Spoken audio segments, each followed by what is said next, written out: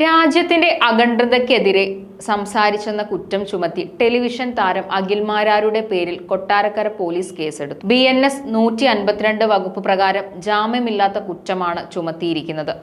സാമൂഹിക മാധ്യമങ്ങളിൽ ദേശവിരുദ്ധ പരാമർശം നടത്തിയെന്നാരോപിച്ച് അഖിൽ മാരാർക്കെതിരെ BJP കൊട്ടാരക്കര മണ്ഡലം അധ്യക്ഷൻ അനീഷ് കിഴക്കേക്കര പരാതി നൽകിയിരുന്നു.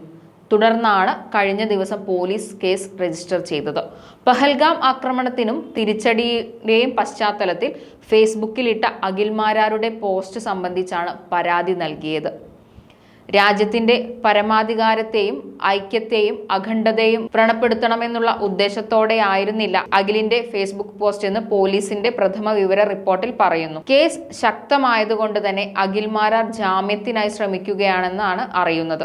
രാജ്യവിരുദ്ധ പരാമർശമായതിനാൽ തന്നെ ഹൈക്കോടതിയിൽ നിന്ന് ജാമ്യം ലഭിക്കാനുള്ള സാധ്യത കുറവാണ്. അതിനാൽ സുപ്രീം കോടതിയെ ആശ്രയിക്കേണ്ടതായി വരും. എന്തായാലും മാരാരുടെ ഫോൺ അടക്കം സ്വിച്ച് ഓഫ് ചെയ്യപ്പെട്ട അവസ്ഥയിലാണ് ഇപ്പോഴുള്ളത്. ജാമ്യം ലഭിക്കും വരെ ഒളിവിൽ തുടരാനാണ് സാധ്യത.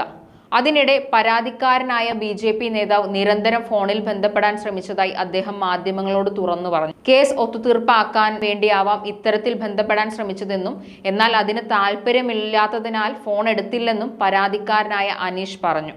അതേസമയം തനിക്കെതിരെ കേസെടുത്ത സംഭവത്തിൽ വിശദീകരണവുമായി അഖിൽ മാരാർ കഴിഞ്ഞ ദിവസം രംഗത്ത് വരികയുണ്ടായി.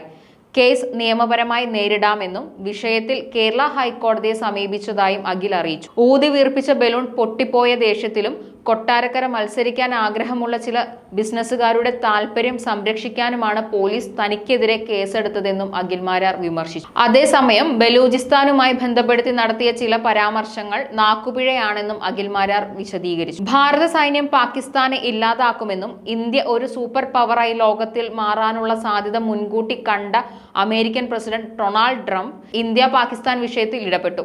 സദാസമയവും മൈ ഫ്രണ്ട് എന്ന് പൊക്കി പറഞ്ഞുകൊണ്ട് നടന്ന ട്രംപിന്റെ താല്പര്യങ്ങൾക്ക് മോദി വഴങ്ങിയോ എന്ന സംശയമാണ് മോദിയെയും അമേരിക്കയ്ക്ക് കൃത്യമായ മറുപടി നൽകിയ ഇന്ദിരാഗാന്ധിയെയും താരതമ്യം ചെയ്ത് ഞാൻ എഴുതിയത്. ഈ നിമിഷം വരെയും ഇന്ത്യ പാകിസ്ഥാൻ പ്രശ്നം പരിഹരിച്ചത് അമേരിക്കയാണെന്ന ട്രംപിന്റെ പ്രസ്താവനയ്ക്ക് കുറിക്കൊള്ളുന്ന മറുപടി നൽകി രാജ്യത്തിന്റെ അഭിമാനം ലോകത്തിനു മുന്നിൽ ഉയർത്തിപ്പിടിക്കാൻ മോദിക്ക് കഴിഞ്ഞിട്ടില്ല. മൂന്നാം കക്ഷിയില്ല എന്ന ഫോറിൻ പോളിസി പറഞ്ഞു പോവുകയാണ് ചെയ്തത്.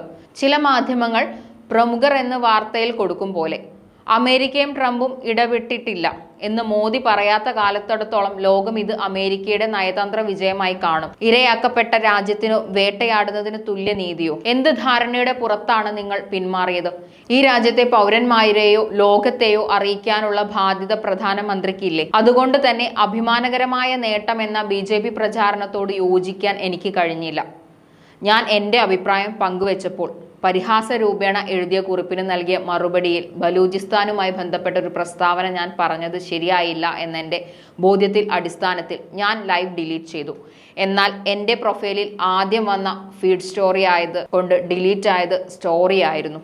പിറ്റേ ദിവസവും പ്രൊഫൈലിൽ ഈ വീഡിയോ കിടന്നപ്പോഴാണ് ഞാനത് ഒഴിവാക്കിയത്. ഇന്നലെ വരെ ഇന്ത്യ പാകിസ്ഥാനെ പരാജയപ്പെടുത്തും, POK തിരിച്ചുപിടിക്കും എന്നൊക്കെ മറ്റുള്ളവരെ വെല്ലുവിളിച്ച് നടന്ന BJPക്ക് അവരുടെ തലയ്ക്ക് കിട്ടിയ അടിയായി മാറി അമേരിക്കയുടെ വാക്ക്. POK തിരിച്ചുപിടിക്കുമെന്ന മുൻ നിലപാടിൽ നിന്ന് BJP പിന്നോട്ട് പോയോ എന്ന സംശയം ഇവർക്കുണ്ടായി. അതുകൊണ്ട് തന്നെ ഇന്ദിരാഗാന്ധി മോദിയേക്കാൾ പവർഫുൾ ആയിരുന്നു എന്ന എൻ്റെ വാക്കുകൾ അവരെ ഭ്രാന്ത് പിടിപ്പിച്ചു. ഊതി വീർപ്പിച്ച ബലൂൺ പൊട്ടിയ പോലെ ദേഷ്യത്തിലും കൊട്ടാരക്കര മത്സരിക്കാൻ ആഗ്രഹമുള്ള ചില ബിസിനസ്സുകാരുടെ താല്പര്യം സംരക്ഷിക്കാനും എന്നിലൂടെ 4 പേർക്കിടയിലേക്ക് അറിയാൻ വേണ്ടി BJP എനിക്കെതിരെ നൽകിയ കേസിൽ ജാമ്യമില്ലാത്ത വകുപ്പിലാണ്. ഏത് വിധേനയും എന്നെ കുടുക്കാൻ ഒരവസരം നോക്കി നിന്ന പോലീസ് കേസെടുത്തു. ഇന്നലെ വരെ ബലൂചിസ്ഥാൻ പാകിസ്ഥാനെ തകർക്കുന്ന ദൃശ്യങ്ങൾ പങ്കുവച്ചു അതിന് മോദിയുടെ ക്രെഡിറ്റ് പാടി നടന്ന സംഘപരിവാർ ഇപ്പോൾ ബലൂചിസ്ഥാനെ തള്ളിപ്പറയുന്നത് പാകിസ്ഥാനെ അവർ ഇല്ലാതാക്കുമെന്ന് പറഞ്ഞത് കൊണ്ടുള്ള വിഷമമാവാം. ഇന്ത്യ പാകിസ്ഥാനെ തോൽപ്പിച്ചാൽ ബംഗ്ലാദേശിന് സ്വതന്ത്ര രാജ്യമാവാം എന്ന ബലൂചിസ്ഥാനികളുടെ മോഹം പാഴായി പോയല്ലോ എന്ന കാര്യം, ഇക്കാര്യത്തിൽ മോദിയെ വിശ്വസിച്ച് അവർക്ക് പണി കിട്ടിയല്ലോ എന്ന സർഗാസ രൂപേണയാണ് ഞാൻ ആ വാചകം പറഞ്ഞത്. സംഭവിച്ചതോ നാക്കുപിഴയാണ്. എനിക്ക് മറ്റൊരു അർത്ഥവും ഇല്ല എന്ന് എന്നെ അറിയുന്ന എല്ലാവർക്കും അറിയാം. പണ്ടായാലും ഇന്ത്യയിൽ ദേശസ്നേഹം എന്നത് മോദി RSS സ്നേഹം മാറിക്കൊണ്ടിരിക്കുന്ന ഈ കാലത്ത് എനിക്കെതിരെയുള്ള കേസ് നിയമപരമായി നേരിടാനുള്ള അവകാശം എനിക്കുണ്ടെന്ന് വിശ്വസിക്കുന്നു. ബഹുകേരള ഹൈക്കോടതിയെ ഞാൻ സമീപിച്ചിട്ടുണ്ട്. ജാമ്യം കിട്ടിക്കഴിഞ്ഞ് സംസാരിക്കാനും വിമർശിക്കാനും അവകാശം ഈ രാജ്യത്ത് ഉണ്ടെങ്കിൽ 1000 കേസ് എനിക്കെതിരെ കൊടുക്കാൻ കാത്തിരുന്നു. പാക്കലാം. ഭാരത് മാതാ കി ജയ്. വന്ദേ മാതരം. ജയ് ഹിന്ദ്. അഖിൽ മാരാരുടെ വാക്കുകളാണിത്.